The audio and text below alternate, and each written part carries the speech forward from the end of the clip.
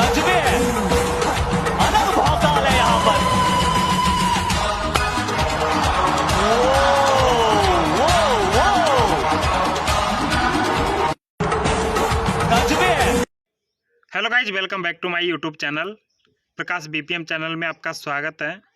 दोस्तों, बात करते हैं कि मैं जीडीएस में बीपीएम पद पर सिलेक्ट हूं। आज बात कर रहे हैं कि जीडीएस में 8वां वेतन आयोग लागू होने के बाद में जीडीएस की सैलरी में कितना इंक्रीमेंट होगा। जैसे कि 8वां वेतन आयोग लागू होने के बाद में जीडीएस की सैलरी कितनी बढ़ेगी, उसके बारे में बात करेंगे। उससे पहले आप अगर नए हो तो चैनल को सब्सक्राइब कर लेना और वीडियो को लाइक कर देना। चलते हैं हम जीडीएस की सैलरी की ओर। जी हाँ दोस्तों, आप देख रहे हैं जीडीएस की सैलरी। यह है दोस्तों, 6th पे कमीशन लागू हुआ था, उसकी सैलरी है। जैसे कि 6वां वेतन आयोग 2006 में लागू हुआ था। बात करते हैं कि उसे पहले जब नटराज मूर्ति कमेटी गठित की जाती थी। पहले बात करें कि 2006 में एक जो कमेटी बनाई गई थी, जब 8वां वेतन 6वां वेतन लागू हुआ था, उसके बारे में बात कर रहे हैं। तब जो बीपीएम होता है, ब्रांच पोस्ट मास्टर होता है, शाखा डाकपाल होता है, उसकी जो न्यूनतम सैलरी थी वो 2745 रुपये प्रति माह थी। दोस्तों, आप देख सकते हो कि जब 2006 की बात है, उसमें जो एक बीपीएम होता है उसकी सैलरी 2745 रुपये प्रति माह थी। एक महीने की सैलरी इतनी थी। बात करते हैं कि अधिकतम जो सैलरी होती थी उनकी 4375 रुपये 45 प्रति माह थी। दोस्तों, आप देख सकते हो कि जैसे कि 4375 रुपये उनकी जो अधिकतम सैलरी थी, सब कुछ उसमें। पहले कोई भी ना तो पेंशन थी और ना ही डीए था, इसलिए पहले कंपटीशन इतना नहीं था। जबकि आज जीडीएस में बहुत ही ज़्यादा कंपटीशन हो गया है। बात कर रहे हैं कि जब बीपीएम की सैलरी इतनी कम थी पहले, जब 6वां वेतन आयोग लागू हुआ था, उसके बाद में हम चलते हैं कि जब एबीपीएम की सैलरी की बात करते हैं तो एबीपीएम की सैलरी न्यूनतम 2295 रुपये प्रति माह थी और अधिकतम की बात करते हैं तो 3495 रुपये प्रति माह थी।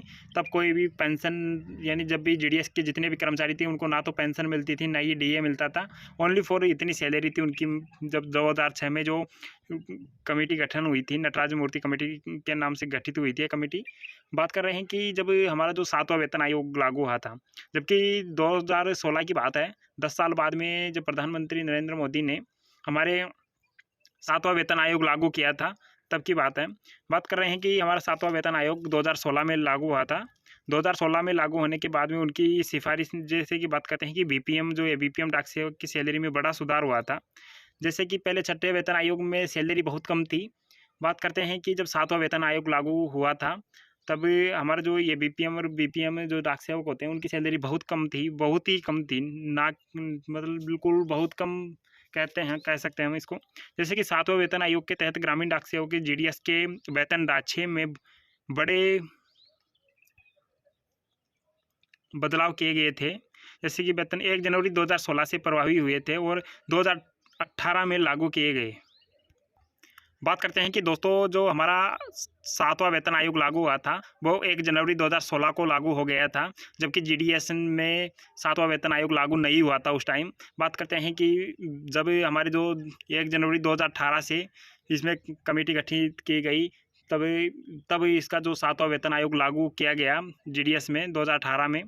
तब बीपीएम और एबीपीएम की सैलरी की बात करते हैं। जब हमारा 7वां वेतन आयोग लागू हो गया था, उस समय हमारे जो ब्रांच पोस्ट मास्टर होते हैं, बीपीएम होते हैं, उनकी सैलरी की बात करते हैं।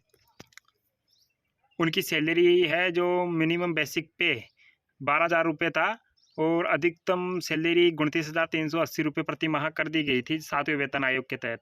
दोस्तों, आप देख सकते हो कि जब 7वां वेतन आयोग लागू हुआ था, उस समय हमारी जो सैलरी थी प्रति माह, मतलब टीआरसीए जो बेसिक सैलरी होती है बीपीएम की, वो 12,000 रुपये थी और अधिकतम 29,380 रुपये जो बेसिक सैलरी होती है वो सैलरी थी ब्रांच पोस्ट मास्टर की।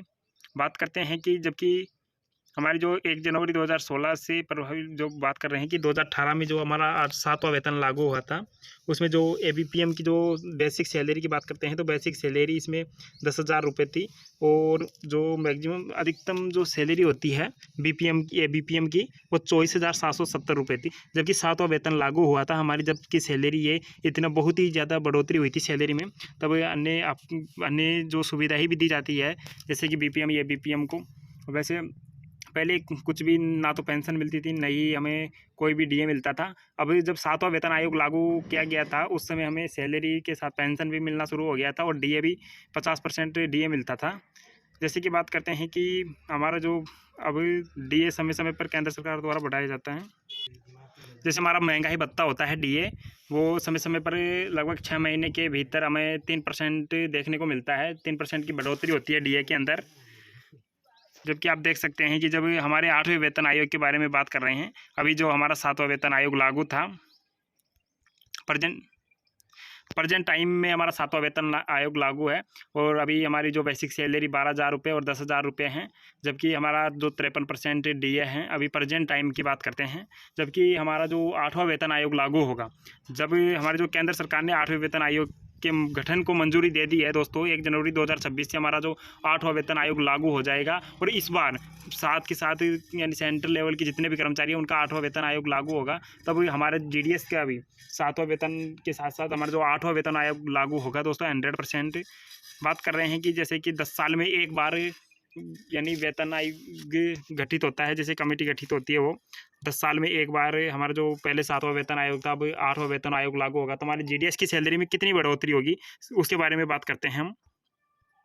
जैसे कि बात करते हैं, लेकिन 2016 व 2006 के समय जीडीएस को 7th और मतलब 6th और 7th वेतन आयोग में नहीं जोड़ा गया था, बल्कि अलग से एक कमेटी गठित कर जीडीएस की सैलरी बढ़ाई गई थी।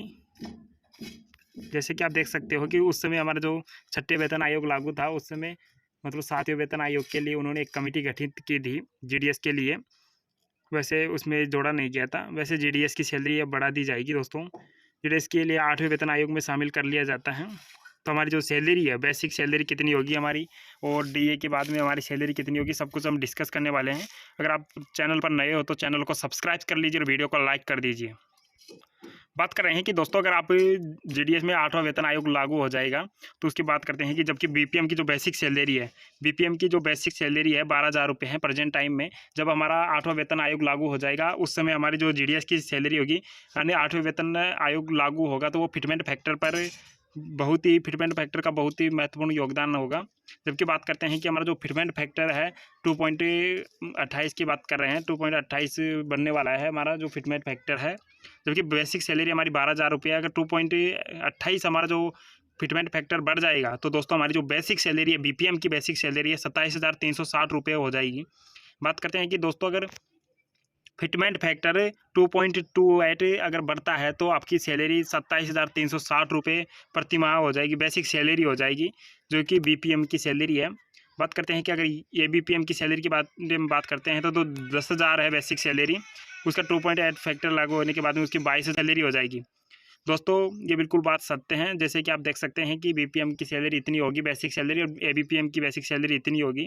अब बात करते हैं कि अभी डीए लागू होने के बाद में कितने % हमारा जो डीए होगा और कितने % हमारी कितनी सैलरी तक जा सकती है हमारी। जैसे कि बात कर रहे हैं कि 8वां वेतन आयोग लागू होगा और उसके बाद में जो हमारा जो डीए होता है वो 3% तब तक 3% और बढ़ जाएगा। जैसे कि अभी प्रेजेंट टाइम में 53% हमारा डीए है तो वो 56% डीए हो जाएगा। जी हाँ दोस्तों, जैसे कि प्रधानमंत्री नरेंद्र मोदी ने भी 8वें वेतन आयोग के बारे में जो 8वें वेतन आयोग में जोड़ने के लिए बात कही है और दोस्तों 100% हमारा जो जीडीएस है उसको 8वें वेतन आयोग में शामिल किया जाएगा। जैसे कि हम बात करते हैं कि अभी हमारा जो डीए जोड़ने के बाद में हमारी जो सैलरी है वो कितनी बनेगी जीडीएस की, उसके बारे में बात करने वाले हैं हम। हाँ दोस्तों, बात कर रहे थे हम 27,360 रुपये बीपीएम की बेसिक सैलरी होगी जब 8वां वेतन आयोग लागू हो जाएगा तब। अगर 2.28 हमारा जो फिटमेंट फैक्टर लागू हो जाएगा तब। जबकि बीपीएम की जो बेसिक सैलरी है 27,360 रुपये बेसिक सैलरी होगी। उसके बारे में बात करते हैं डीए। जबकि हमें अभी प्रेजेंट टाइम में 3% डीए, वो 53% डीए मिलता है। पहले 50% डीए मिलता था, अब 3% की बढ़ोतरी हुई है, 53% डीए मिलने लग गया है। जबकि बात कर रहे हैं कि जब तक हमारा जो 8वां वेतन आयोग लागू होगा उस समय हमें 56% डीए मिलना शुरू हो जाएगा। बात करते हैं कि अगर 56% हम 27,360 का 56% निकालते हैं तो 15,321 रुपये हमारे डीए के होते हैं। तो अगर हम इसमें प्लस करते हैं 15,000, जबकि इसमें 56% जोड़ेंगे तो 15,321 को हम इसमें प्लस करेंगे। 15,321 को जब हमारी बेसिक सैलरी और जो डीए मिला के हमारी जो बीपीएम की एक सैलरी होती है वो 42,000 के समथिंग हो जाएगी, 42,500 के समथिंग। बात करते हैं कि एबीपीएम की सैलरी के बारे में बात करते हैं, एबीपीएम की सैलरी कितनी होगी। जबकि बात कर रहे हैं कि एबीपीएम की अगर हमारा 8वां वेतन आयोग लागू होता है तब हमारी एबीपीएम की जो सैलरी है 22,800 रुपये बेसिक सैलरी हो जाएगी। उसके बाद में जो डीए होता है उसको जोड़ते हैं, तो डीए जोड़ने के बाद में उस समय 56% डीए हो जाएगा। तो बात कर रहे हैं कि अभी 56% डीए जोड़ने के बाद में उसमें 12,768 रुपये डीए के हो जाते हैं। तो 12,768 रुपये डीए के होते हैं, तो आप 12,768 रुपये डीए के होते हैं, तो 35,000 35,068 के समथिंग हमारी जो बेसिक सैलरी है ये बीपीएम की सैलरी हो जाएगी। 35,568 रुपये ये बीपीएम की सैलरी हो जाएगी। बात करते हैं कि अगर वैसे सैलरी में बहुत बढ़ोतरी होगी, 8वां वेतन आयोग लागू होगा तब। अगर आप नए हो तो चैनल को सब्सक्राइब कर लीजिए और वीडियो को लाइक कर दीजिए। और दोस्तों अभी जैसे कि अभी 10 फरवरी से 3 मार्च तक जीडीएस की न्यू वैकेंसी आई है, उनके फॉर्म फिलअप आप अगर आपका सिलेक्शन नहीं हुआ है तो आप फॉर्म फिलअप कीजिए। और जैसे कि अभी नई जो वैकेंसी आएगी उसके बारे में भी हम आपको वीडियो बना देंगे इस चैनल पर। आप बने रहे हैं, चैनल को सब्सक्राइब कीजिए और वीडियो को लाइक कर दीजिए। जो भी जीडीएस की जो भी पल पल की अपडेट है आपको इसी चैनल पर मिलती रहेगी। जी हाँ दोस्तों, आप जो अभी प्रेजेंट टाइम की जो सैलरी है हमारी, जो इतनी हमारी जो बेसिक पे 12,000 रुपये हैं और ये बीपीएम का 10,000 रुपये हैं, तो वही बढ़कर हमारी जो इतनी सैलरी होने वाली है बहुत ही ज़्यादा सैलरी हो जाएगी।